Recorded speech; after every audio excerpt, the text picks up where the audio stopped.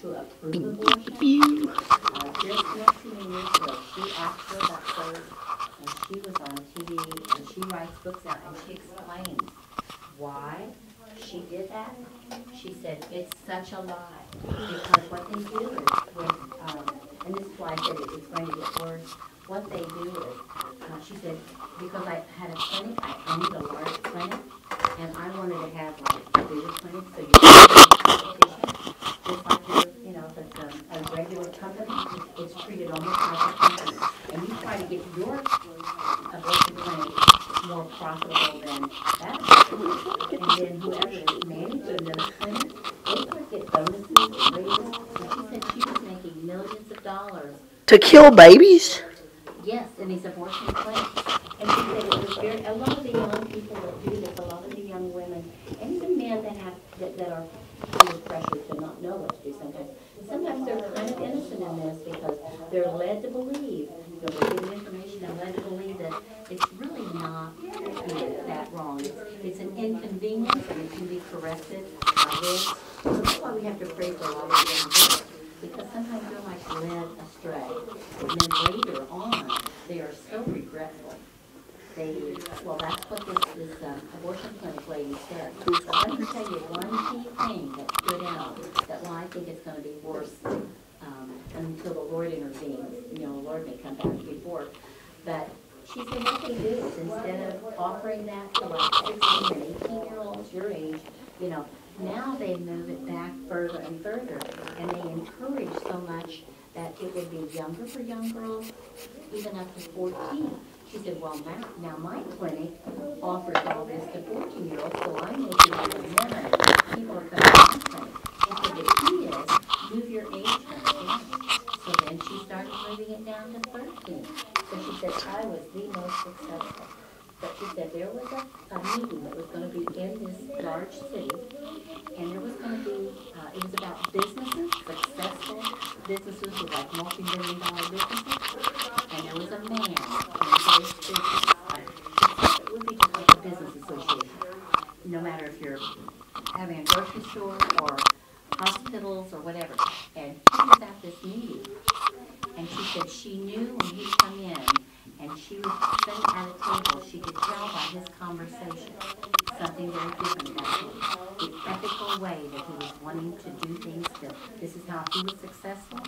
And she said it was such a strong witness about that, moved the story up. But she ended up wanting to know more about him, and he witnessed to her about he is a Christian. And she got a little word, and now she's going around and she's trying to alert people of the dangers of all of these abortion things. So, that I liken that to what happened back, trying to remove life. You don't do that. God is the giver of life, and He'll determine when our life is done. And right now, I will tell you that those lives and those souls are in heaven.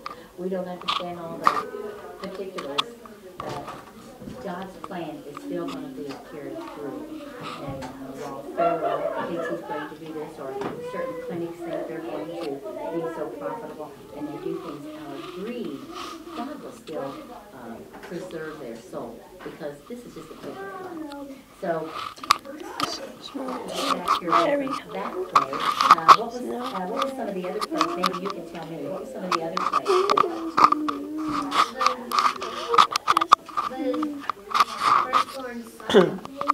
This is just a start. That's exactly, and they want it, and by placing that blood on the doorpost, it's like making them accountable for their sin. And we talk about the story, but the bottom line, it's the sin that is that and it took goes from a little lie to I don't know how you feel, but sometimes you take a little white lie and you try to get by with something, and I've done this. You think, well, I'm just going to get by with this little. Remember I told you about the pretzels that I took in school? Well, that little bar, just taking those little pretzels, just what's so wrong with that? The lady said I could have them. It developed into not only did I take the pretzels, now it's the teacher now. talking about it. And not only that, now I have to go home and get money to pay for that lesson. So it just, that little friend line just kind of built. And obviously it was an impact because, you know, I still talk about it. That was one of the most devastating. I was so embarrassed and I felt so bad because I tried to justify my wrong. And we do that sometimes, but by justifying that wrong, saying, well, she said I could have those pressures when she comes back from school, when she comes back from lunch. She did come back from lunch hour, but right there, and my desk is right by hers, and we sit together. Sometimes you can sit on the same desk with your friend, and it's like, she said when she comes back, I just kind of help find out those places, you know, that they want to I should on the bed. But God used that to teach me a wrong and how that little wrong built. And you take a little lie and say, no, Mom, I didn't go there. Or, no, Mom, I'm not going to go there. And my son did that one time. No, I'm not going to go. And then he ended up driving the vehicle. And the policeman saw him. And he wasn't supposed to be driving yet. And the policeman, fortunately for him, didn't give him a ticket. But the policeman, he said, of all the places, Wade and I just got out of the car. We were just like that far from getting at the door of the school. And this police officer says, when you pulled up there, you had a light that wasn't, is your lights okay? And he goes, I don't know. But you know what? It caught up with him. He ended up getting caught. So he was going to sneak in, park at the school, and everything's going to be real cool, and he's going to drive right home. And that police officer just started talking to them and said, hey, by the way, let me see your license. License? And he said, I don't have a license yet. But, you know, he kind of gave him a little lecture and said, hey, and you know, this is very, very, I can't hardly believe this happened to my son.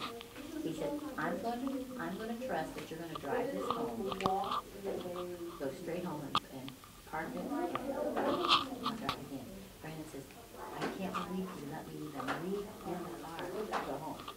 Instead of, most of the time, a police officer will stop you right then. And you either give him the keys. That's an awesome police officer. So he got a little, he thinks he got a That is so he learned a lesson